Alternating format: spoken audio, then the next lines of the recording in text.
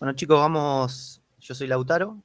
Hoy vamos a dar lo que es neurofarmacología básica, sistema nervioso y algunos fármacos que son de los que más se utilizan en la práctica. Bueno, la neurofarmacología podemos decir que es la rama de la farmacología que se encarga del estudio de los fármacos que actúan de manera directa o indirecta en el sistema nervioso.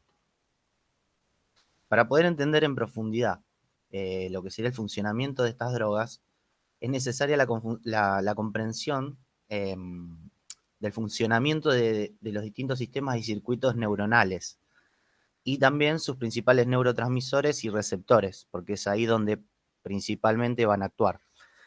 Como así también lo que sería la interrelación entre estos receptores y neurotransmisores, porque es donde nos vamos a centrar para lo que es el estudio del funcionamiento y el metabolismo de este tipo de fármacos.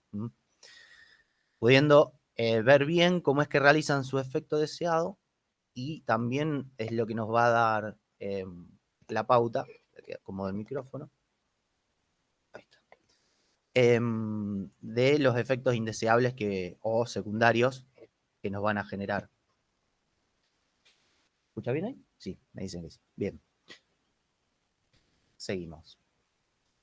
¿Qué es un neurofármaco? Es una droga que tiene como diana una o varias células del sistema nervioso, que bien pueden ser a nivel de encéfalo y médula espinal, o también a nivel de nervios periféricos y lo que son los ganglios.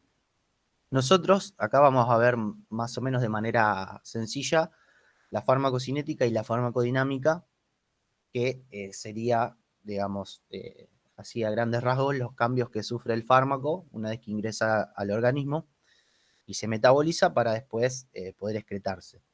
Esto después lo vamos a ver más detalladamente, sobre todo puntualmente de cada uno, entre los principales fármacos, como les decía antes, y bueno, también cómo ejercen los efectos. Bien. Generalidades de farmacocinética y farmacodinámica. Es importante tener en cuenta que las drogas que actúan en el sistema nervioso central suelen ser muy liposolubles, y esto es más que nada para poder cruzar fácilmente la barrera hematoencefálica, ¿sí? Pueden actuar, así a grandes rasgos pueden actuar. En cuanto a su forma de acción, vamos a ver que hay eh, agonistas, antagonistas frente a un determinado receptor celular. Otros actúan directamente sobre lo que sería la recaptación o también la estimulación en la liberación de lo que van a ser uno o varios neurotransmisores. Así también vamos a ver otros que trabajan alterando la reserva de los mismos neurotransmisores en las vesículas neuronales, que es donde se almacenan. Y también tenemos los que actúan modificando el metabolismo de ciertos neurotransmisores, como es el ejemplo de los que inhiben la degradación de estos neurotransmisores para que permanezcan activos por más tiempo. Cerramos acá. Bueno, ya vamos a ver más adelante algún ejemplo. Como les decía antes, en la mayoría de los fármacos que vamos a describir, nos vamos a encontrar que aunque tienen muchas indicaciones diferentes, eso se da mucho en lo que es la neurofarmacología, porque tienen una trama farmacodinámica y de acción bastante compleja. Trabajan sobre diferentes sistemas de neurotransmisores y los hace efectivos para una serie bastante larga, por lo general, de patologías e indicaciones, ¿sí? Pero nosotros nos vamos a basar en la indicación principal para la clasificación. Bueno, a ver, vamos a empezar. Vamos a empezar con las benzodiazepinas. Son un grupo de drogas que comparten sus propiedades, que son efectos sedantes, hipnóticos, ansiolíticos, anticonvulsivos, amnésicos y miorelajantes. Vamos a ver que todas las benzodiazepinas comparten estos efectos, aunque según su perfil farmacocinético, y también farmacodinámico, pero sobre todo farmacocinético, van a variar la potencia y la prevalencia de uno de estos efectos, ¿sí? Todos van a tener la particularidad de que son ansiolíticos, pero nos vamos a encontrar con algunos que por ahí son más anticonvulsivos que otros son más miorelajantes, como por ejemplo el caso del diazepam. En el caso de los anticonvulsivos, por ejemplo el clonazepam, bueno, a grandes rasgos pertenecen todos a la misma familia y en base a su metabolismo y su farmacodinámica van a ser mejor indicados para una patología o para otra, para un momento y para otro. Ejemplos de estos, bueno, alprazolam, clonazepam, midazolam, lorazepam, diazepam, hay muchísimos, muchísimos. Y a lo largo del tiempo, bueno, a medida que fueron descubriendo, surgiendo nuevos fármacos derivados de benzodiazepinas, bueno, tenemos mucha cantidad. Fueron los reemplazantes de los barbitúricos, sobre todo para tratar lo que son ansiedad y convulsiones, ese tipo de cosas, debido a que presentan menos efectos secundarios que afectaban bastante a los usuarios de estos fármacos, de los barbitúricos, quiero decir. Como ejemplo, lo que era la depresión respiratoria a umbrales y dosis más bajas en los barbitúricos, ¿sí? Por eso eran mucho más peligrosos, porque el índice terapéutico era más estrecho. Cosa que con las benzodiazepinas no pasa. Suelen tener mala fama, pero son bastante seguras, digamos, en la administración. Ahí está. Estoy enganchando el micrófono. Ahí está. Bueno, de igual manera, siguen siendo fármacos que deben ser estrictamente controlados por un profesional porque generan dependencia y tolerancia. Por este motivo que su uso es principalmente a corto plazo, ¿sí? No se suelen utilizar o no se deberían por lo menos utilizar durante mucho tiempo. Bueno, empezamos con uno, que es el alprazolam. Acá tenemos la estructura química y una presentación, el Alplax, las más conocidas. Bueno, está indicado para el tratamiento del trastorno de ansiedad, la ansiedad asociada con la depresión, el trastorno de pánico y el trastorno de pánico con agorafobia, que es esa fobia a estar en el ámbito externo, a salir de casa, sobre todo.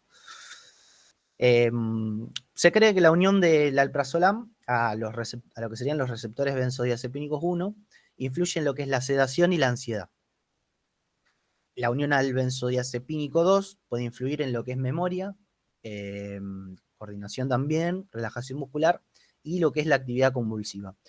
Y por último, el otro receptor sobre el que trabaja es el GABA-A, y este último es el responsable de lo que son los efectos calmantes que tiene el fármaco. Tiene una serie de metabolitos que ya vamos a ver, que son activos, el 4-hidroxialprazolam, que actúa sobre los BNZ1 y 2, tiene un 20% la potencia del alprazolam original, y el otro metabolito es el alfa-hidroxialprazolam, que actúa también sobre estos receptores con un 66% la potencia original. Acá tenemos un cuadrito con los receptores sobre los que trabajan y los efectos que les decía recién. Bueno, se absorbe rápidamente en el tracto gastrointestinal, la biodisponibilidad en comprimido, que es la forma de utilización del alprazolam, es de 84-91% y se logra una concentración máxima en poco menos de 2 horas. Se une un 80% a proteínas, principalmente en la albúmina.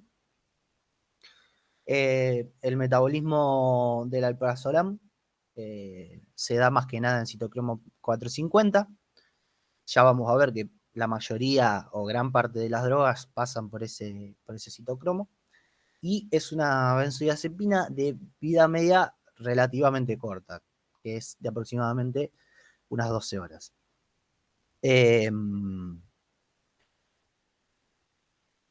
Vamos a ver pasar. Bueno, y acá tenemos el esquemita de lo que es el metabolismo del alprazolam. Vemos que pasa todo por el citocromo 450, hay una serie de hidroxilaciones. Vemos que está acá el metabolito alfa-hidroxialprazolam y acá el 4-hidroxialprazolam, que son dos metabolitos activos, como decíamos antes. Uno tiene 20% de potencia del fármaco y el otro tiene un 66%. Después hay otros metabolitos menores, pero prácticamente no tienen efecto de importancia. Bueno, el siguiente, este seguramente lo conocen bastante, el clonazepam, estructura química y bueno, la presentación más famosa, que es la marca Rivotril. Bueno, es una benzodiazepina utilizada para el tratamiento de diferentes trastornos de ansiedad, fobias y trastornos de pánico, con o sin agorafobia. También se utiliza para tratar diversas convulsiones, como decíamos antes, el clonazepam es uno de los que es efectivo para el tratamiento de convulsiones. Incluidas las miotónicas, son las que tienen contracción, o las atónicas, la epilepsia fotosensible y las convulsiones con crisis de ausencia. Y acá aclara, aunque se puede desarrollar tolerancia. Esto con todas las benzodiazepinas. Es como una generalidad, ¿sí? Algunas más, otras menos. También influye mucho la vida media. Ustedes tengan como pauta general que cuanto más corta es la vida media, de la en general, ¿no? De los fármacos que generan dependencia. Pero en este caso, bueno, estamos hablando de las benzo. En el caso de las benzodiazepinas, cuanto más corta sea la vida media, más, más, más dependencia y tolerancia y más rápido la va a generar, ¿sí? Por ejemplo, el alprazolam, que tiene una vida media de 12 horas, nos va a generar más dependencia o va a tender a generar más dependencia que, por ejemplo, el diazepam, que tiene una vida media de más de 50 horas, ¿sí? Dije bien, ¿no? El alprazolam más cortito, el diazepam es más largo. Bueno, las propiedades farmacodinámicas del clonazepam son comunes entre las benzodiazepinas. Como decíamos antes, comparten esa serie de efectos, que son anticonvulsivos, sedantes, relajantes musculares, ansiolíticos. Y bueno, de distintas investigaciones, bueno, sobre todo con cuestiones de toma electroencefalográfica y otras cuestiones más, en el hombre demostraron que el clonazepam suprime rápidamente muchos tipos de actividad paroxística. Por eso se demuestra su utilidad. Se absorbe rápido y casi por completo después de la administración oral, también se utiliza de forma oral. Las concentraciones plasmáticas máximas se alcanzan en 1 a 4 horas. La biodisponibilidad absoluta es de aproximadamente el 90% y la vida media es de aproximadamente 30 a 40 horas, más o menos 36 horas. Como decíamos antes, si lo comparamos con el alprazolam, que es lo que vimos hasta ahora, siempre de hace un tiempo hacia acá se está prefiriendo utilizar más el clonazepam que el alprazolam para las crisis de ansiedad por una cuestión de que tiene una vida media más larga y es más difícil que genere tolerancia, o por lo menos tarda más. La unión a proteínas plasmáticas oscila entre el 82 y el 86%. Y bueno, también se metaboliza por vía hepática por citocromo 450. Bueno, las benzodiazepinas, como en este caso, pueden unirse, como en este caso que es el clona, pueden unirse a los receptores de benzodiazepínicos, que son, bueno, componentes de diversas variedades eh, del sistema nervioso, como así también de receptores de GABA A, ¿sí? Como veíamos antes, los BNZ1, los 2 y los GABA A. Esta unión con GABA A actúa para mejorar lo que serían los efectos del propio neurotransmisor GABA, al aumentar la afinidad de este por su receptor GABA A. Esta unión mejorada del ligando, digamos, neurotransmisor y receptor, acuérdense que el GABA es inhibidor, aumenta la conducción de los iones cloruro y esto da como resultado una hiperpolarización de la célula, haciendo como consecuencia entonces que la excitabilidad neuronal sea menor. ¿Qué más hay? Bueno, acá tenemos el cuadrito del metabolismo, bastante simple, el del clonazepam, se reduce en citocromo a 7-aminoclonazepam y después por acetilación nos da 7-acetamidoclonazepam. Bueno, ahora seguimos. Uy, se escuchó el ruido del mate, perdón. Bueno, seguimos con el midazolam. Es un fármaco hipnótico sedante de acción bastante corta, con propiedades ansiolíticas, relajantes musculares, anticonvulsivas, sedantes, hipnóticas y amnésicas.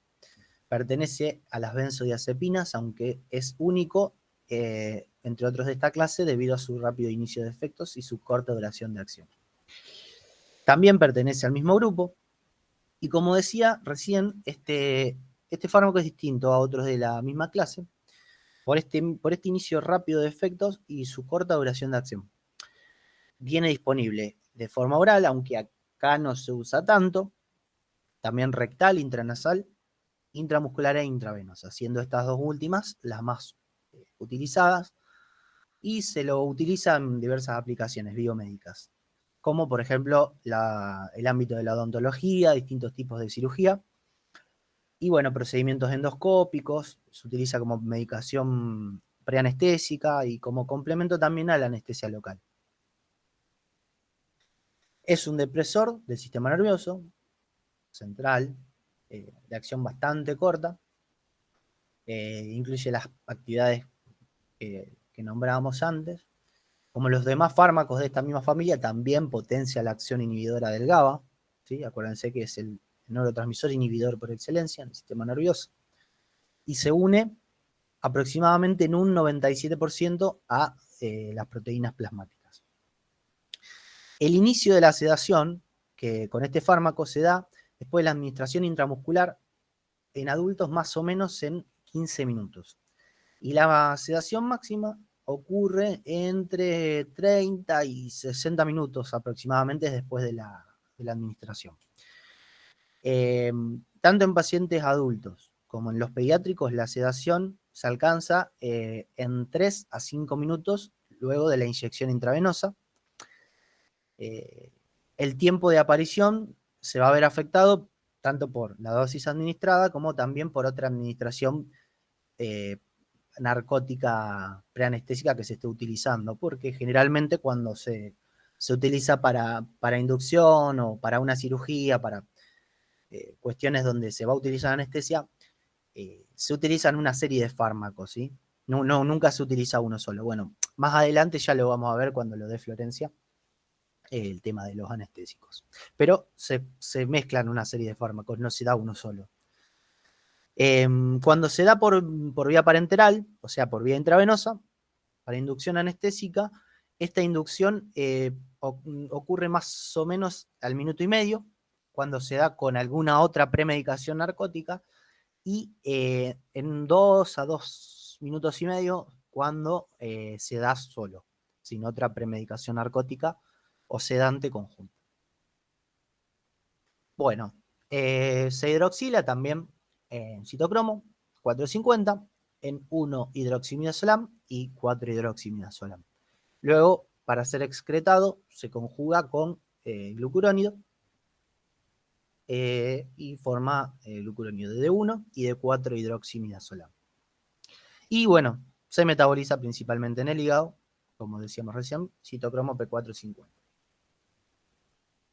Bueno, ahora vamos a empezar con antidepresivos, que son fármacos, bueno, ahí está. Son fármacos utilizados para el tratamiento de los trastornos depresivos mayores, distintos trastornos de ansiedad, ciertos desórdenes de la conducta alimentaria y también alteraciones del control de los impulsos. Aunque también vamos a ver que tienen más indicaciones todavía. Dentro de este grupo existen gran variedad de fármacos, ¿sí? Con diferencias en sus mecanismos de acción. Por eso vamos a describir solamente algunos que son los que se utilizan más hoy en día. Entre estos fármacos vamos a encontrar varios grupos, como les decía. Tenemos, por ejemplo, a los IMAO, o inhibidores de la monoaminoxidasa. Estos fueron de los primeros fármacos que se utilizaron, pero tienen muchos efectos secundarios y demasiadas interacciones. No solo con otros fármacos, sino también con una variada cantidad de alimentos. Y bueno, cualquiera de estas interacciones sería de gran riesgo para el organismo, ¿sí? Esto está explicado por el mecanismo acción que tiene al inhibir las enzimas monoamino oxidasas, es decir, no son para nada selectivos.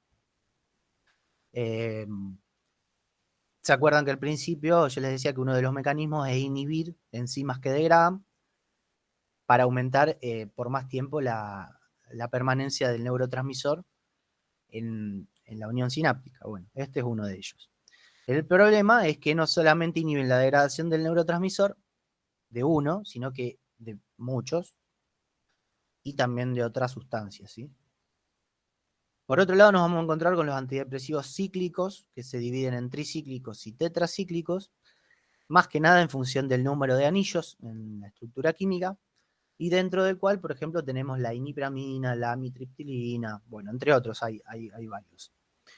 Y después fármacos más nuevos, como por ejemplo los inhibidores selectivos de la recaptación de serotonina, o IRS, como escitalopram, sertralina, citalopram, etcétera, fluoxetina. Y después tenemos también los inhibidores selectivos de recaptación de serotonina y norepinefrina, o ISRSN, como por ejemplo la duloxetina, la venlafaxina, bueno, también la desvenlafaxina, que ya vamos a ver más adelante que es un metabolito activo que viene también como fármaco. Estos últimos dos grupos, los SIRS y los inhibidores de serotonina y norepinefrina, han logrado reducir significativamente los efectos secundarios al ser más selectivos que causaban los clásicos antidepresivos. Por eso son los más utilizados y en los que vamos a hacer hincapié. Lo que no quiere decir que los otros dos grupos no se sigan usando, se utilizan bastante, sobre todo los cíclicos, porque ya los IMAOs son más peligrosos, pero ya tiene que estar más controlado, pero se siguen usando igual. Son más potentes como antidepresivos. A ver, ¿qué sigue? Bueno, el escitalopram, como decíamos recién, como dábamos como ejemplo, ya tenemos la estructura química y una presentación habitual. Bien. Es un inhibidor selectivo de la recaptación de serotonina. Como decíamos recién, se utiliza para restaurar la función serotoninérgica en el tratamiento de la depresión y la ansiedad. Es aproximadamente 150 veces más potente que el enantiómero R del citalopram, que si se acuerdan recién vimos que el citalopram es otro fármaco también del mismo grupo, es más antiguo. El de citalopram surge es un metabolito del citalopram que es más potente, ¿sí? Es más nuevo, se utilizan los dos, nada más que el escitalopram es más potente. Y entre este grupo de fármacos ejerce el escitalopram el mayor grado de selectividad por el transportador de serotonina. En relación con otros, lo que podría explicar sus tasas más bajas de efectos adversos en comparación con otros de esta misma clase. De hecho, vamos a ver que las dosis son bastante bajas. La dosis del escitalopram es corta, se maneja entre 10 y 20 miligramos y no se pasa de eso. Bueno, está indicado para el tratamiento de la depresión, trastorno del espectro ansioso, tales como el trastorno de pánico, trastorno de ansiedad generalizada, los ataques de angustia y la fobia social. También se puede utilizar para el trastorno obsesivo compulsivo, el TOC, el síndrome disfórico premenstrual, y también se utiliza para el trastorno por estrés postraumático. Bueno, mecanismo de acción. Mejora la actividad serotoninérgica al unirse al sitio de unión ortostérico, o sea, el primario, en el transportador de serotonina, el mismo sitio al que se une la serotonina o 5-hidroxitriptamina endógena. Por tanto, previene la reabsorción también y la captación de serotonina en la neurona presináptica, ¿sí? Aumentando el tiempo en que ésta se mantiene activa. Y ha mostrado poca o nula afinidad a otros tipos de receptores como los muscarínicos o los de histamina, y esto explica por qué, a diferencia de otros antidepresivos, incluidos otros del tipo de los IRS, como por ejemplo la paroxetina, que es de los IRS y tiene afinidad por esos dos tipos de receptores, y por eso tiene el escitalopram una cantidad considerablemente menor de efectos no deseados. La elevación de la serotonina sináptica eventualmente causa la desensibilización de los autorreceptores estos de serotonina, que serían los 5-HT1A, causando lo que se conoce como regulación a la baja o downregulation. Normalmente interrumpen la liberación endógena de 5-HT en presencia de un exceso, y esta desensibilización puede ser necesaria para el efecto clínico completo de este tipo de fármacos, y también lo que puede explicar el inicio de acción que tienen normalmente más prolongado, ¿sí? Son fármacos que por lo general, hasta que se consigue el efecto deseado, tanto para la depresión como para el trastorno de ansiedad, etcétera, aproximadamente de 3 a 4 semanas una vez empezado el tratamiento.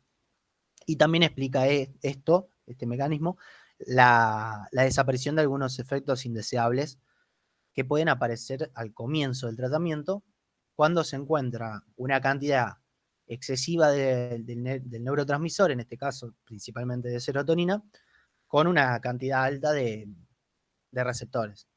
Hay como una hiperactividad, ¿sí? Serotoninérgica. Bueno, el metabolismo. Se espera que la absorción tras la administración oral sea casi completa, con una biodisponibilidad absoluta estimada en el 80%. Y por otro lado presenta una unión a proteínas relativamente baja, aproximadamente del 55 al 56%. El metabolismo también principalmente hepático, mediado por también el citocromo 450. La vida media del escitalopram va de 27 a 32 horas, aunque aumenta hasta la mitad en los ancianos. La semivida de eliminación del metabolito primario, el S-desmetilcitalopram, es de aproximadamente 54 horas en estado estacionario del fármaco. Bueno, decíamos, ahora lo vamos a ver bien. Tiene dos metabolitos secundarios. A ver, sí, acá.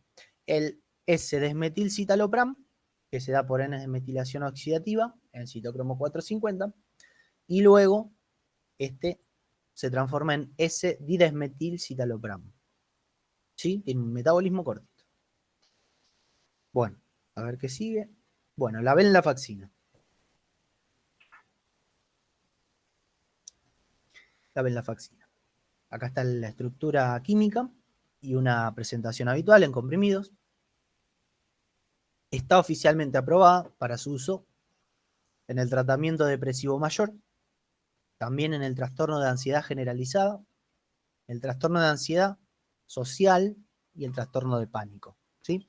Y está catalogada como fármaco de segunda línea en lo que es el tratamiento de los trastornos obsesivos compulsivos. La venlafaxina y su metabolito activo, la O-desmetilvenlafaxina, o también van a ver que se la llama desvenlafaxina, que viene como fármaco también, les decía antes, es decir, se puede comprar. Esto es como imagínense la loratadina, que es un antihistamínico, y también se vende como fármaco más nuevo la desloratadina, que es el metabolito activo. Bueno, acá pasa lo mismo y se comercializa la venlafaxina, que fue la primera droga, y después se empezó a comercializar también su metabolito activo, también más caro, porque tiene después el metabolismo es más corto y todo, la O-desmetilvenlafaxina, o como se la conoce, desvenlafaxina. Seguimos. Inhiben la recaptación tanto de serotonina como de norepinefrina, pero con una potencia mayor para lo que es el proceso de la recaptación de serotonina que para el proceso de recaptación de norepinefrina. Se absorbe bien con al menos más de un 90%, una dosis única. Los alimentos no afectan la absorción ni su posterior metabolismo. La biodisponibilidad es del 45% después de la administración oral. El tiempo que alcanza su estado estacionario en el organismo es de aproximadamente 3 días, es decir, en alcanzar, dando una dosis siempre igual, ¿sí? Siguiendo su correcta posología, en 3 días tenemos una concentración plasmática estacionaria.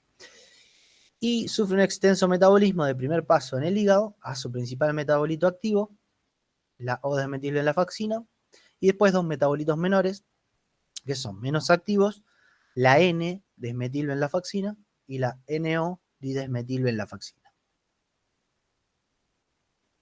Bueno, acá está el esquemita de lo que les decía recién. Primero sufre una desmetilación o desmetilación y nos da el fármaco activo. Podríamos decir que la venlafaxina es un profármaco, que es, como le decía antes, como el caso de la loratadina. Bueno, son fármacos que cuando sufren el primer metabolismo se transforman en el metabolismo, el metabolito propiamente activo, como en este caso es la desvenlafaxina. Después hay una N-desmetilación que da N-desmetilvenlafaxina, pero es menos activo, como decíamos antes. Bueno, proceso de glucuronidación también para favorecer su excreción por orina, etc. Bien, seguimos. Antipsicóticos. Bien. Los antipsicóticos, que actúan mediante la modificación del efecto de que tienen cierta sustancia en el cerebro, como venimos viendo hasta ahora, se utilizan para tratar muchas condiciones y síntomas de salud mental. Están indicados en casos de esquizofrenia para, por ejemplo, hacer desaparecer alucinaciones y también en trastornos bipolares para tratar episodios maníacos con o sin síntomas psicóticos. También se utilizan en el tratamiento de la psicosis inducida por el uso de drogas, como puede ser, por ejemplo, la cocaína. No curan las enfermedades mentales, para las cuales se las indica, sino que más bien se utilizan para ayudar a aliviar los síntomas y mejorar la calidad de vida del paciente, ¿sí? Porque son pacientes crónicos y es fundamental que el paciente pueda llevar una calidad de vida decente, ¿sí? Bueno, los clasificamos en dos tipos, típicos y atípicos. La clasificación es bastante sencilla. Los típicos son los más antiguos, son los clásicos, los más viejos. Como ejemplo, el haloperidol, que es el antipsicótico, estrella, digamos, el primero y el que todavía se sigue usando mucho porque es muy efectivo.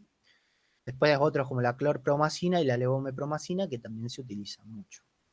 Y después los atípicos, que son los más nuevos, dentro de este grupo encontramos fármacos como la olanzapina, la quetiapina y la risperidona, por ejemplo, entre otros. Ahora vamos a ver, así a grandes rasgos, la diferencia que hay entre ambos, ¿sí? ¿Cuál es por qué se utilizan todavía los atípicos si son los más antiguos? ¿Por qué se utilizan los atípicos, que son los más nuevos? Vamos a ver primero, bueno, el haloperidol, acá tenemos la estructura y una presentación en ampolla. Es un antipsicótico de primera generación, ¿sí? Típico, de alta potencia, y uno de los medicamentos antipsicóticos más utilizados en el mundo, como les decía antes. Está indicado para el tratamiento de las manifestaciones de varios trastornos psicóticos que incluyen esquizofrenia, psicosis aguda, síndrome de Tourette y otros estados conductuales graves. Si bien ha demostrado actividad farmacológica, cerramos, en varios receptores en el cerebro, ejerce su principal efecto antipsicótico a través de su fuerte antagonismo del receptor de dopamina, principalmente el D2, sobre todo en los sistemas mesolímbico y mesocortical del cerebro, ¿sí? Esto es lo que genera el hecho de que sea tan potente antagonista de dopamina, sobre todo en D2, es lo que nos da tanta cantidad de efectos secundarios, que ya vamos a ver más adelante. Vamos a ver síntomas trastornos extrapiramidales, es decir, movimientos involuntarios, como por ejemplo, cómo se dan en la enfermedad de Parkinson. Vamos a ver que también hay aumento de la prolactinemia. ¿Se acuerdan que la dopamina era un inhibidor? Bueno, entre otros, ya lo vamos a ver. A ver, ahí está. Bueno, el dato importante. Bueno, acá está. El uso de antipsicóticos de primera generación, como el haloperidol, se considera muy eficaz para el tratamiento de los síntomas positivos de la esquizofrenia. ¿Cuáles son? Los síntomas positivos incluyen alucinaciones, la audición de voces, agresión, hostilidad, habla desorganizada y agitación psicomotriz, por ejemplo. Sin embargo, esta clase de fármacos también está limitada, bueno, lo que decíamos recién, por el desarrollo de trastornos del movimiento inducidos por el bloqueo de dopamina, como parkinsonismo inducido por fármacos, acaticia, distonía, discinesia tardía, así como otros efectos secundarios que incluyen sedación, aumento de peso y cambios de prolactina. Dentro del mecanismo de acción vamos a encontrar que bloquea competitivamente los receptores de dopamina posinápticos, puntualmente los D2, en el cerebro, eliminando la neurotransmisión de dopamina y produciendo el alivio de los delirios y alucinaciones que comúnmente se asocian con la psicosis. Actúa principalmente sobre los receptores D2 y tiene algún efecto, aunque pobre, sobre los receptores 5-HT2 y alfa-1, con efectos prácticamente nulos sobre los D1. También ejerce cierto bloqueo sobre los receptores alfa-adrenérgicos, como decíamos recién, y la actividad antagonista regulada a través de los receptores D2 de dopamina en la zona de activación quimiorreceptiva en sistema nervioso central produce la actividad antiemética que posee el haloperidol. O sea, disminuye lo que son náuseas y vómitos. El equilibrio entre los efectos deseados del fármaco sobre los síntomas psicóticos y lo que serían los efectos secundarios está en gran parte en juego dentro de las vías cerebrales dopaminérgicas que afecta a este fármaco, ¿sí? Por ejemplo, las vías corticales que rige la dopamina, el receptor puntualmente D2, juegan un papel importante en lo que es la regulación de estos efectos que incluyen, por ejemplo, la vía nigroestriatal, que es la responsable de causar esos síntomas extrapiramidales. Después la vía mesolímbica y la mesocortical son las responsables de la mejoría en los síntomas esquizofrénicos positivos que decíamos antes. Y por último, el aumento en la hiperprolactinemia está relacionada con lo que es la vía dopaminérgica tubero-infundibular. Se absorbe bien en el tracto gastrointestinal cuando se lo da por vía oral. Sin embargo, el metabolismo hepático del primer paso disminuye bastante su biodisponibilidad oral a un 40 a 75%. Después de la administración intramuscular, el tiempo para alcanzar la concentración plasmática máxima es de 20 minutos en individuos sanos y una vida media de poco más de 20 horas, casi 21. La biodisponibilidad tras la administración intramuscular es mayor que la oral. Bueno, se metaboliza ampliamente en el hígado, como decíamos antes, y solo alrededor del 1% se excreta inalterada en orina. Recordemos que, bueno, es un compuesto que es altamente lipofílico. Esto hace que cruce más fácil la barrera hematoencefálica y se metaboliza mucho, por lo que hay una gran variabilidad interindividual en su farmacocinética de persona a persona, con lo cual la dosis va a ser ajustada por el profesional en base a cada paciente. Como pasa con todos los fármacos, solo que con estos fármacos que sufren un metabolismo extenso, suele requerir un seguimiento más estricto. Bien, acá tenemos el metabolismo, el esquemita. Sufre por una carbonil reductasa, una reducción al haloperidol reducido, se conjuga también con glucurónido de haloperidol para una excreción más fácil. Citocromo P450, hay N-desaquilación. Bueno, y hay otros metabolitos menores, pero no son importantes para lo que es el efecto del fármaco. Bueno, vamos con la risperidona.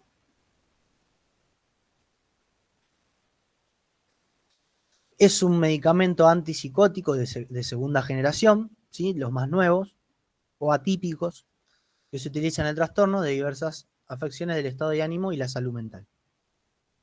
Está indicada para el tratamiento de la esquizofrenia y la irritabilidad asociada con el trastorno autista. También está indicado como monoterapia o conjuntamente con litio o ácido valproico para el tratamiento de la manía aguda o episodios mixtos asociados con el trastorno bipolar. Eso lo van a ver bastante. Se utiliza mucho como tratamiento para lo que son trastornos bipolares. Tiene una alta afinidad por los receptores serotoninérgicos, puntualmente los 5-HT2A, en comparación con los dopaminérgicos, con los D2. Ahí tenemos esa diferencia.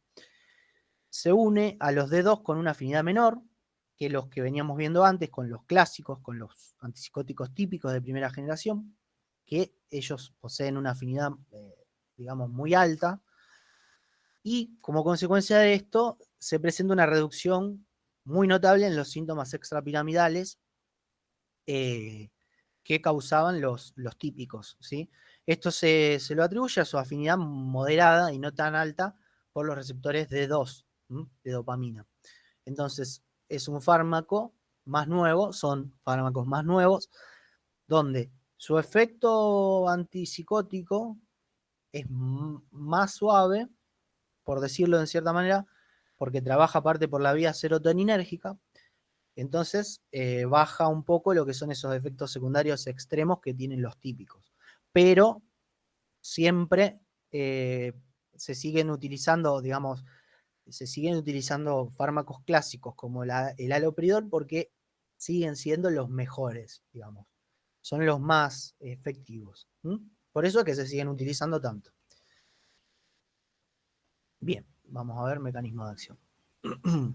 Bueno, lo que decíamos recién, la acción principal de la risperidona es disminuir la actividad en las vías dopaminérgicas y serotoninérgicas en el cerebro. En lugar de actuar solo sobre la dopaminérgica de manera muy selectiva y fuerte, es menos electivo sobre la vía dopaminérgica y trabaja también sobre la serotonina. ¿Sí? Disminuye así los síntomas de la esquizofrenia y los trastornos del estado de ánimo. El aumento de esta actividad mesocortical serotoninérgica en la esquizofrenia da como resultado síntomas negativos, como son la depresión y la disminución de la motivación. La unión de alta afinidad de la risperidona a los receptores serotoninérgicos, puntualmente los 5-HT2A, conduce a una disminución de la actividad serotoninérgica. Además, que el bloqueo del receptor de este 5-HT2A nos da como resultado una disminución del riesgo de síntomas extrapiramidales, ¿sí? Que tendríamos si estuviéramos trabajando pura y exclusivamente sobre la vía dopaminérgica. También es probable que sea al aumentar la liberación de dopamina a nivel de la corteza frontal y no del tracto nigroestriatal. Por lo tanto, la conclusión que tenemos es que el nivel de dopamina no se inhibe por completo, como si por ahí pasa con los típicos, ¿sí?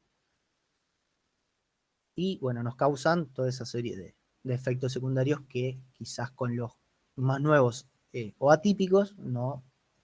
Un paciente a lo mejor con un atípico, si responde bien, ya es suficiente y no es necesario someterlo a que padezca esa serie de efectos secundarios.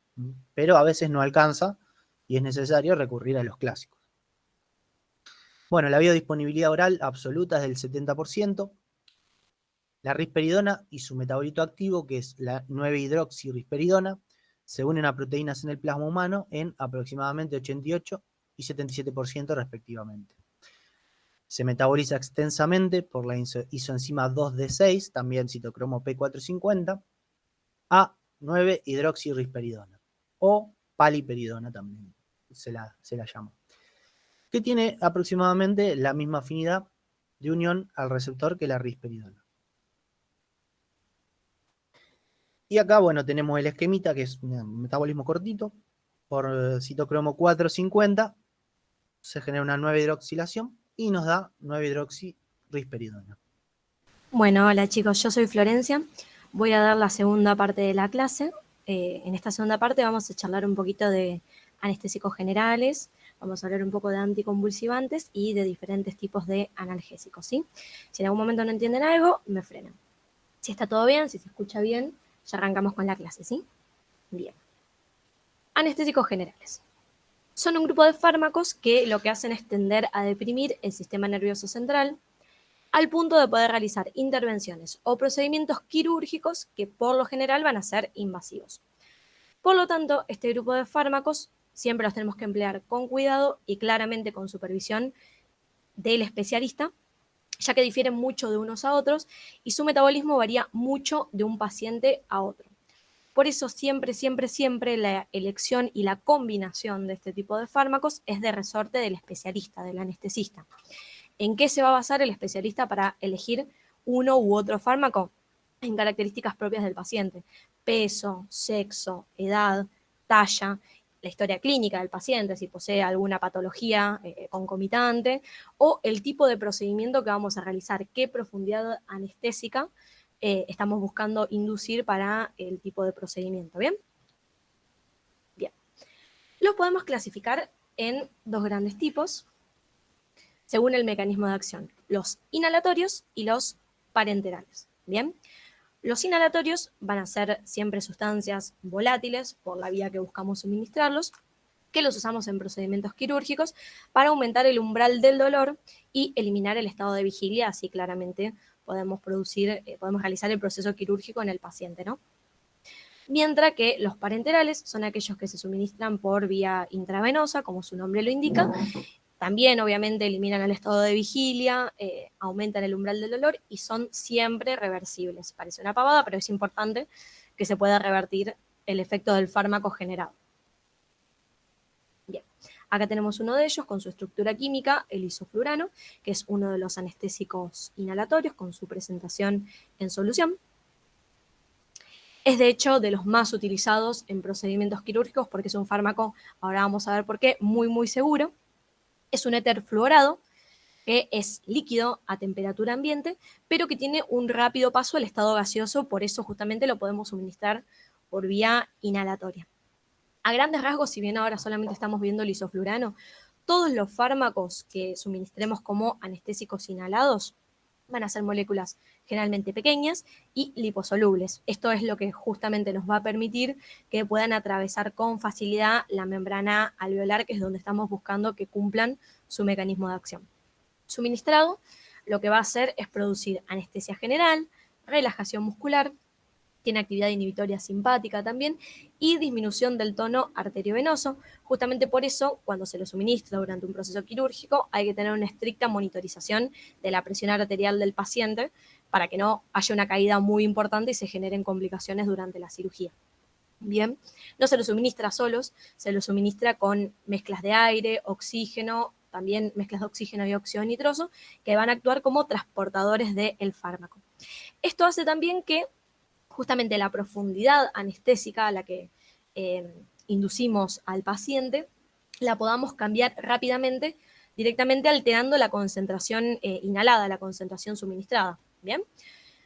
Y además tiene la particularidad, dentro de sus características de seguridad, que destacamos, es que cualquier depresión respiratoria posoperatoria es bastante corta, ¿sí? Porque se elimina rápidamente por pulmón, por vía respiratoria. Tiene la particularidad también de que no se metaboliza de forma apreciable y no tiene las características proconvulsivantes que sí hemos visto en otros fármacos más antiguos, inhalatorios, anestésicos inhalatorios. Todas estas cosas hacen que sea un fármaco muy, muy seguro y de hecho prácticamente es el que más se utiliza cuando se van a realizar procedimientos quirúrgicos.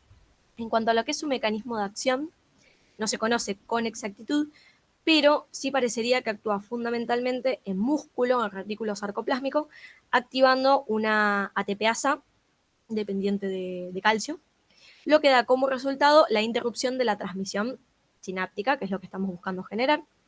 Y también, al igual que la mayoría de todos los fármacos que vamos a ver a partir de ahora en la clase, actúa sobre el GABA, ¿sí? Sobre el neurotransmisor GABA, que como les dijo Lautaro antes, es el neurotransmisor inhibidor por excelencia, por lo tanto, al actuar sobre el GABA va a generar actividad neuronal inhibitoria.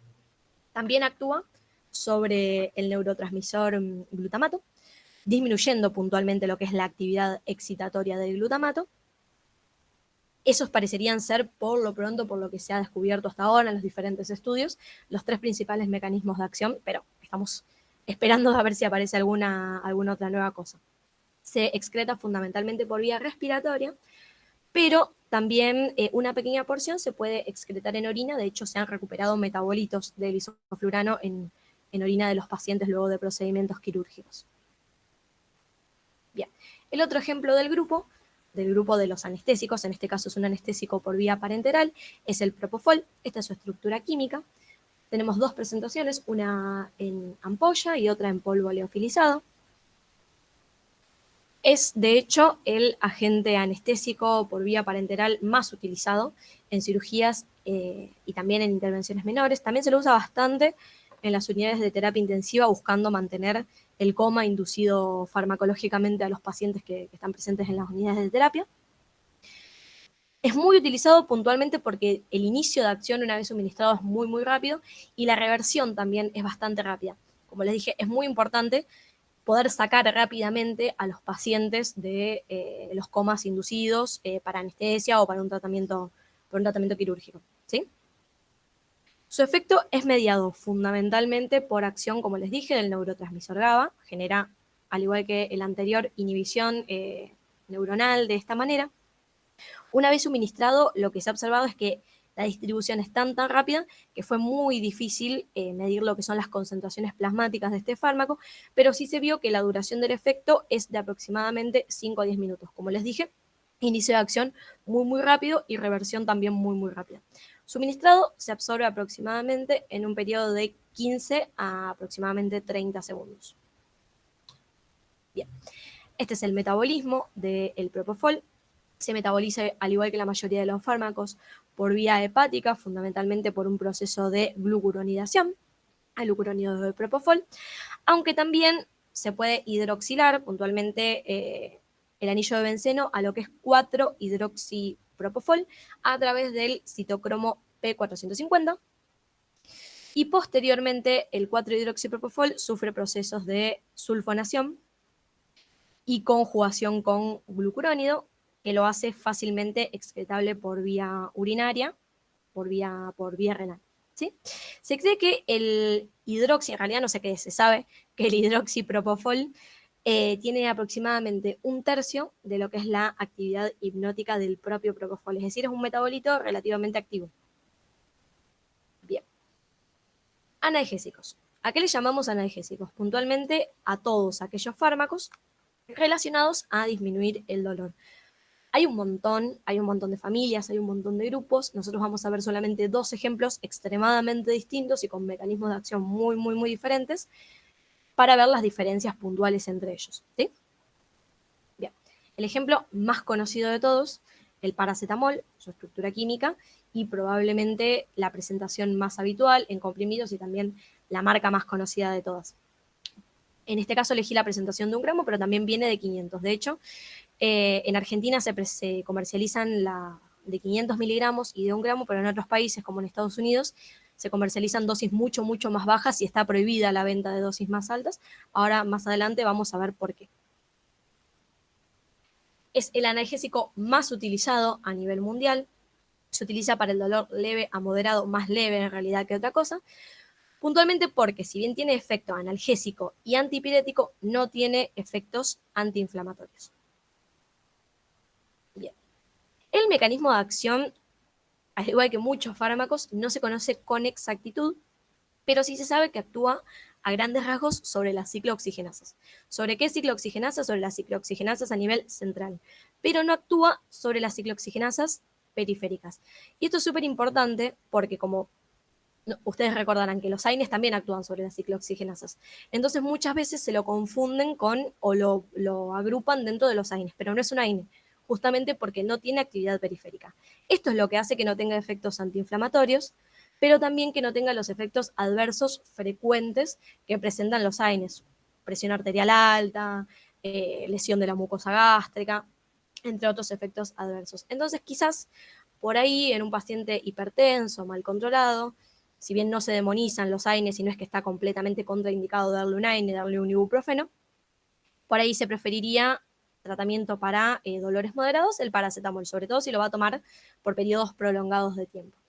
Bien, actúa también sobre las ciclooxigenasas a nivel central. De hecho, se cree que justamente con esto está más relacionado su efecto antipirético, con los centros que regulan la temperatura. Bien, y también se creería que tiene efectos sobre lo que es la vía del óxido nítrico, está muy relacionado también con los receptores de N-metil-aspartato, los NMDA, que ya los hemos visto en la clase de neurotransmisores, y la sustancia P, que es una sustancia muy relacionada con el dolor. Parecería que estos son los 3 mecanismos, los 4 mecanismos, si sumamos las ciclooxigenasas, que lo relacionan a elevar en los pacientes el umbral del dolor.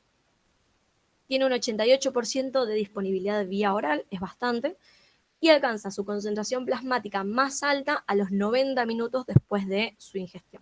¿Bien? Bien. Se metaboliza, al igual que la mayoría de los fármacos, pero en este es muy importante, por vía hepática, puntualmente por 3 vías: conjugación con glucurónido, conjugación con sulfato y oxidación a través del citocromo P450, puntualmente a un metabolito que es el N-acetil-P-benzoquinona-imina, o más fácil, NAPQI. Posteriormente, el NAPQI va a experimentar una rápida conjugación con glutatión y posteriormente se va a metabolizar para producir conjugados con cisteína y ácido mercaptúrico. Bien, esto es un poquito de los que les venía comentando. Por glucuronidación se puede obtener el glucurónido de paracetamol, por un proceso generado por las sulfotransferasas, sulfato de paracetamol, por el citocromo P450, una oxidación al metabolito que les mencionaba, NAPQI, y finalmente paracetamol-cisteína por conjugación con glutatión. Bien, todos metabolitos fácilmente excretables por orina, es decir, se excreta fundamentalmente por vía urinaria. Una pequeña porción, no más del 5%, se excreta libre, es decir, no unido a ninguno de estos compuestos, o sea, no conjugado. Y aproximadamente en qué tiempo se elimina completamente o casi completamente la dosis suministrada a un paciente, aproximadamente en 24 horas por vía urinaria. Bien, esto es un poco de los que les quería charlar. El paracetamol se metaboliza mucho por vía hepática, por lo tanto, dosis altas de paracetamol podrían llegar a provocar, de hecho provocan, daño en las células hepáticas, es hepatotóxico. Para evitar esta toxicidad, no deberíamos suministrar nunca a un paciente dosis mayores de 300 miligramos día. Se suministran 3.000 miligramos día. Se suministran, los pacientes además, al ser un fármaco de venta libre, con cualquier dolor toman paracetamol, y como se comercializa en dosis tan altas, fíjense que a dosis mayores nos podemos acercar a directamente falla hepática total, que conlleva la muerte del paciente, sobre todo si superamos los 7.000 miligramos día, ¿sí? Lo que les mencionaba es que en Argentina se comercializan y de venta libre dosis muy, muy altas de paracetamol. Podemos comprar 1 gramo de paracetamol. Entonces, fíjense que para llegar a los 7.000 miligramos día solamente necesitamos 7 pastillas de paracetamol. Es poco, o sea, a dosis parece muy alto, pero para que un paciente acceda a esas dosis es relativamente sencillo. En Estados Unidos, como se comercializan dosis más bajas, de hecho, porque ha habido muchos casos de intento de autólisis con paracetamol, se comercializan dosis no mayores a los 500 miligramos día, incluso creo que es de 300. Claro, entonces es más difícil llegar a la dosis tóxica. Los pacientes que tienen intentos de suicidio con paracetamol, si uno se dirige rápidamente a una guardia, sobre todo en un periodo no mayor a 2 o 3 horas, más allá de que se pueda hacer un lavado gástrico, también se utiliza un fármaco que aumenta lo que es el metabolismo del paracetamol, que es la N-acetilcisteína, o más conocido como Acemuc. Siempre dependiendo, obviamente, de cómo sea el estado general del paciente, realmente cuál fue la dosis suministrada, cuánto tiempo pasó. No es lo mismo un paciente que a las 2 horas te lo traen a la guardia que te lo traigan 2 días después. El daño igual a las células hepáticas es bastante irreversible, y si el paciente no fallece, si no lleva a la muerte del paciente, es un paciente con un hígado muy dañado que muchas veces requiere trasplante hepático. Bien, morfina. Esta es la estructura química, esta es una presentación en ampolla. Bien, es el principal alcaloide del opio, es decir, es un derivado del opio, es un analgésico súper potente que se utiliza para el tratamiento del dolor moderado a intenso, más intenso que otra cosa. En realidad, se limita bastante o tenemos bastante limitado la utilización de morfina porque es un fármaco que tiende mucho a generar tolerancia, es decir, que los pacientes cada vez requieren dosis más altas para lograr los efectos deseados. Por lo tanto, cuando se les retira, desarrollan bastantes síndromes de abstinencia y estas dos cosas desencadenan muchas veces un trastorno por abuso de sustancias sobre la morfina. Entonces, si bien ahora vamos a ver que es un fármaco muy, muy efectivo para el manejo del dolor, se intenta no usar por periodos prolongados justamente por este riesgo que tenemos de desarrollar un trastorno de abuso de sustancias, ¿sí? En algunos pacientes muy puntuales se utilizan tratamientos a largo plazo, sobre todo en los pacientes cancerosos, pero bueno, su indicación y su control es estrictamente de resorte del especialista, del oncólogo, y tiene que ser estrictamente monitorizado justamente para evitar al máximo posible estos efectos adversos en el paciente. Bien, ¿cómo funciona? Fundamentalmente, la morfina y lo que son sus metabolitos actúan a través de los receptores de opioides, ¿sí?, que tenemos en el organismo, mu, kappa y delta. Sobre todo el receptor de opioides kappa, se sabe que es un receptor que está acoplado a proteína GI, ya lo vimos en otras clases cómo actúa este tipo de receptores, al unirse la morfina o sus metabolitos, lo que hace es disminuir la actividad de la adenilato ciclasa, por lo tanto, disminuir las concentraciones intracelulares de AMP cíclico, disminuir la actividad de la proteína quinasa A, y esto lo que finalmente genera es la disminución de la liberación de neurotransmisores y la transmisión, por lo tanto, del impulso nervioso. Por estos receptores también están muy relacionados lo que son los efectos adversos de la morfina, ¿sí?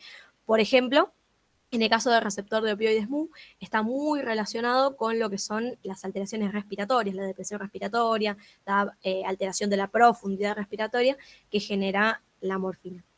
Y puntualmente el receptor de opioides delta, puntualmente en la región del núcleo accumbens, está muy relacionado con la estimulación y la alteración de la vía de recompensa, que no nos vamos a poner a charlar ahora porque hay otra clase puntualmente para hablar de trastorno de abuso de sustancias, y justamente esta vía de recompensa está muy relacionada con el desarrollo del trastorno de abuso de sustancias, pero se creería que este es el receptor responsable de esa activación. Pero bueno, estos son los efectos adversos. ¿Cómo se genera el manejo del dolor a través de la morfina? La unión de la morfina y de sus metabolitos a estos receptores lo que va a hacer es bloquear la transmisión de señales nociceptivas, bloquear las señales a las neuronas moduladoras del dolor en la médula espinal y también inhibe directamente los receptores, los nociceptores a las células de proyección sensorial del asta dorsal. O sea, fíjense que bloquea el receptor y bloquea la transmisión. Es altamente efectivo en lo que es el manejo del dolor. Una vez suministrado, que tiene diferentes vías de administración, sobre todo por vía parenteral, los efectos aparecen entre los 6 y los 3 minutos, ¿sí? Se cree que uno de sus metabolitos, la morfina 6-glucurónido, es responsable de aproximadamente el 85% de la respuesta observada cuando se suministra morfina. Bien. Se puede suministrar también por vía oral, de hecho se absorbe bastante bien en las zonas alcalinas del intestino, y también se puede suministrar por vía rectal, es decir, se absorbe bastante por vía rectal. Su biodisponibilidad es del 80 al 100%, alcanza concentraciones en estado estacionario a las 24 o 48 horas, se une a proteínas en aproximadamente un 35%, se metaboliza ampliamente a nivel del hígado en un 90% por glucuronidación, aunque también puede metabolizarse a codeína, normorfina y sulfato de morfina, y tiene una vida media de aproximadamente 2 a 3 horas. Bueno, esto es un poquito lo que estuvimos charlando, por glucuronidación, morfina 3-glucurónido y glucurónido de morfina, o por desmetilación normorfina, por metilación codeína y finalmente por sulfatación, sulfato de morfina. Es decir, se excreta fundamentalmente por orina. Bien, aproximadamente lo terminamos de excretar prácticamente el 80% de la dosis suministrada a las 48 horas, aunque una pequeña porción, no más del 10%, se elimina por materia fecal, por heces. ¿Qué pasa cuando tenemos una sobredosificación con este tipo de fármacos? Los efectos adversos al paciente son muy, muy importantes. Tiende a la depresión respiratoria, puede generar somnolencia, letargo, estupor, claramente coma, disminución del tono muscular, bradicardia, disminución de la presión arterial, incluso paro cardiorrespiratorio y muerte. Al igual que la mayoría de los fármacos y las sobredosis producidas por fármacos, lo más importante cuando se producen este tipo de cuadros es actuar lo más rápido posible, realizar en lo posible, dependiendo cómo haya sido suministrado el fármaco, un lavado gástrico. Hay un antídoto que se usa bastante, que es la naloxona, lo habrán escuchado bastante cuando tuvimos estos casos en Rosario y en Buenos Aires de cocaína mezclada con derivados del opio, lo utilizamos bastante, pero bueno, tengan en claro que es un paciente que va a estar en una unidad de terapia intensiva, que va a requerir la suministración de oxígeno, de vasopresores, monitorización cardíaca continua, y es un paciente que normalmente va a estar complicado más allá de que se actúe lo más rápido posible. Bien. Bueno, y tenemos el último grupito de fármacos, los antiepilépticos o también los anticonvulsivantes.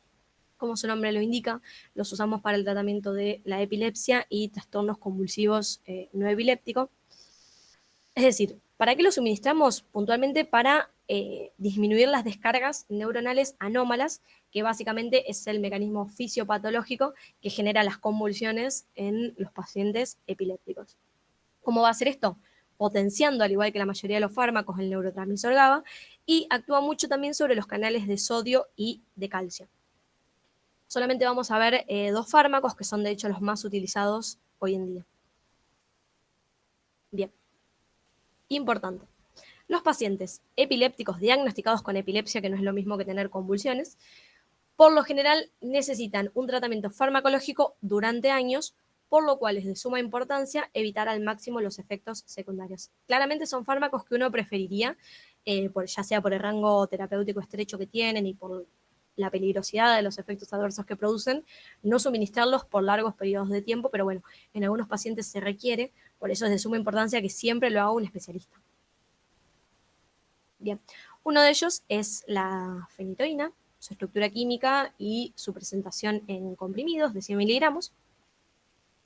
Es una hidantoína, se la puede suministrar tanto por vía oral como por vía parenteral como anticonvulsivo. Lo usamos mucho en el tratamiento profiláctico de lo que son las convulsiones tónico-clónicas o de las crisis parciales, y también lo usamos bastante durante una crisis convulsiva en un paciente que inicialmente no respondió a las drogas de primera línea, como ya les explicó Lautaro, que son las benzodiazepinas. Tenemos un paciente que ingresa en una convulsión que pasa por un periodo mayor a 5 minutos, se inicia el tratamiento con benzodiazepinas, no responde, se repite la dosis de benzodiazepina, no responde, ¿qué usamos? Generalmente fenitoína o ácido valproico. Pero generalmente se usa fenitoína porque es lo más disponible, claramente por vía parenteral, en las guardias. Se puede utilizar tanto como monofármaco o en combinación con otros fármacos anticonvulsivantes. Se lo ha usado con el fenobarbital, pero el fenobarbital prácticamente ya no se utiliza por los importantes efectos adversos justamente que genera.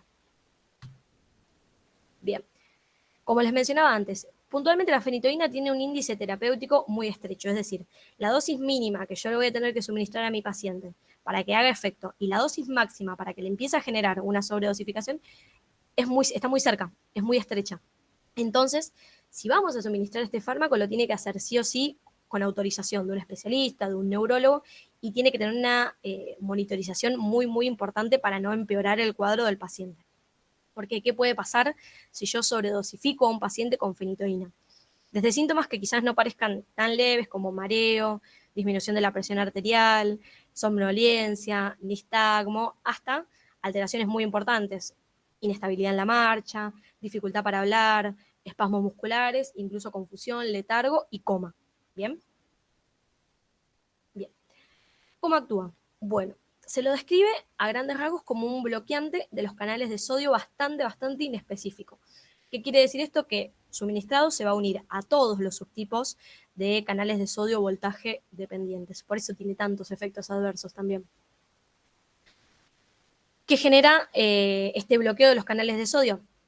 Fundamentalmente prevenir las convulsiones al inhibir la retroalimentación positiva, disminuyendo la propagación neuronal de potenciales de acción de alta frecuencia, que son básicamente los que producen las convulsiones.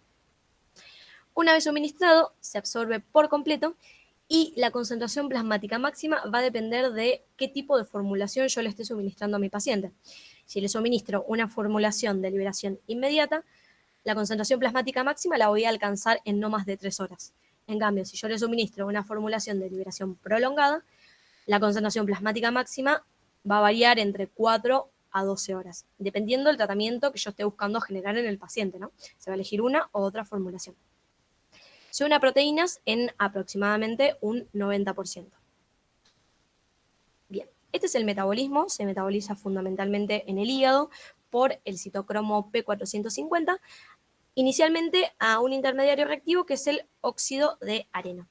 Es puntualmente este metabolito que es el responsable de la mayoría de los efectos adversos de la fenitoína. Uno de los más importantes y de los que más se tienen que acordar es que es hepatotóxico, ¿sí? Más allá de todos los otros efectos adversos que yo les mencioné. Posteriormente, el óxido de areno lo que va a hacer es metabolizarse a hidroxifenitoína o a fenitoína dihidriol, aunque prácticamente la mayor parte del metabolismo corresponde a la hidroxifenitoína.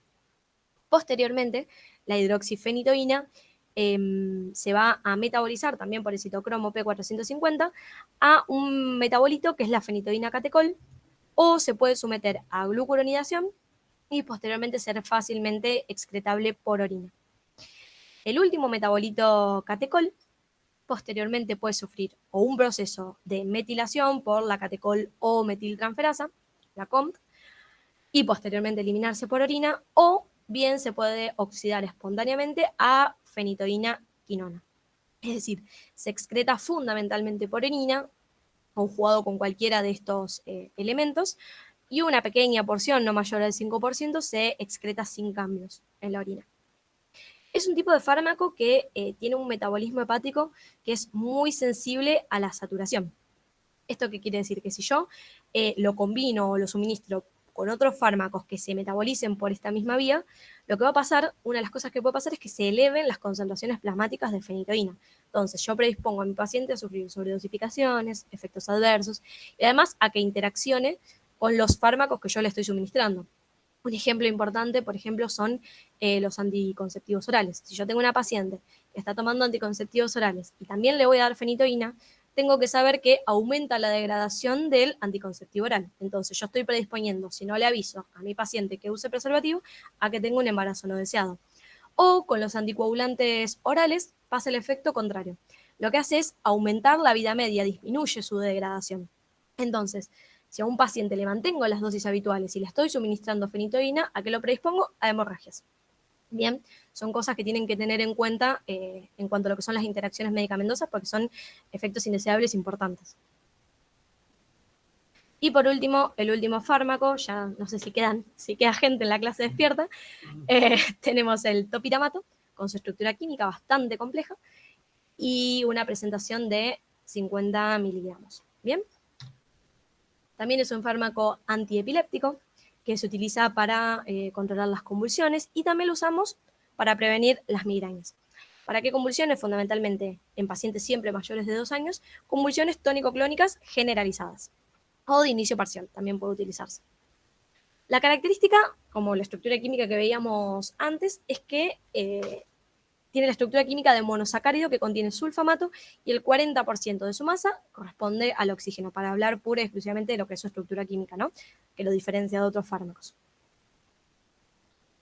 Su mecanismo de acción, al igual que como les vengo diciendo toda la clase, no se conoce con exactitud, pero se creería o se ha investigado que aparentemente ejercería sus efectos sobre canales de sodio voltaje dependientes, receptores GABA y receptores de glutamato.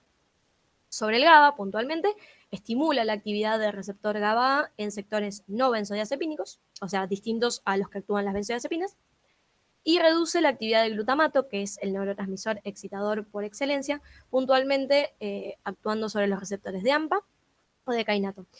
Y si además bloquea la actividad de los canales de sodio voltaje dependientes, tiene una actividad anticonvulsivante bastante importante, pero también son estos mecanismos los que hacen que prevenga las migrañas. Así que es relativamente usado en el tratamiento preventivo, claramente con indicación de un neurólogo siempre. La biodisponibilidad suministrado por vía oral en comprimidos es de aproximadamente el 80%. No se une mucho a proteínas, solamente se une de un 9 a un 17%. Suministrado tiene una vida media de eliminación de 19 a 23 horas, o sea, en un día más o menos se elimina, principalmente por vía urinaria. Y fíjense que la mayor parte la encontramos inalterada en orina, es decir, no se conjuga, a diferencia de la mayoría de los fármacos que veníamos viendo que siempre se eliminan como metabolito. Bien. Finalmente, el metabolismo puntualmente se caracteriza por reacciones de glucuronidación, hidroxilación e hidrólisis. Tiene muchos metabolitos menores, 6, acá solamente hay algunos. Uno es el 2,3 de sosipropilideno topiramato por hidrólisis, otro el 4,5 de sisopropilideno topiramato, el 9 hidroxitopiramato y el 10 hidroxitopiramato, los dos por hidroxilación. ¿Qué pasa si tenemos una sobredosis por topiramato, por ejemplo? Al igual que la fenitoína, tiende a producir mareo, estupor, alteraciones visuales, convulsiones, paradójicamente, hipotensión, puede producir acidosis metabólica, incluso coma. Lo mejor en este tipo de casos, también como les vengo mencionando, es rápidamente trasladar al paciente a una guardia, sobre todo si pasaron menos de 3 horas, se le puede realizar un lavado gástrico y eliminar la mayoría del fármaco para que no se termine de absorber por completo. Yo uso también mucho el carbón activado y también claramente es un cuadro que va a requerir atención especializada, que el paciente se dirija a una unidad de terapia intensiva, dependiendo de la dosis que se suministró y el estado que tenga el paciente. Pero bueno, creo que eso es todo. Bueno, espero que les haya gustado la clase. Gracias por la atención y bueno, volvemos con el profe.